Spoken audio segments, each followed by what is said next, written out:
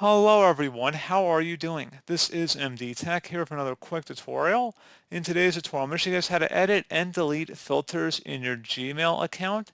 So this should hopefully be a pretty straightforward process here, guys, and without further ado, let's go ahead and jump right into it. So we're going to start off by selecting the gear icon up at the top right. Just go ahead and left click on that. It should open up the settings menu in here.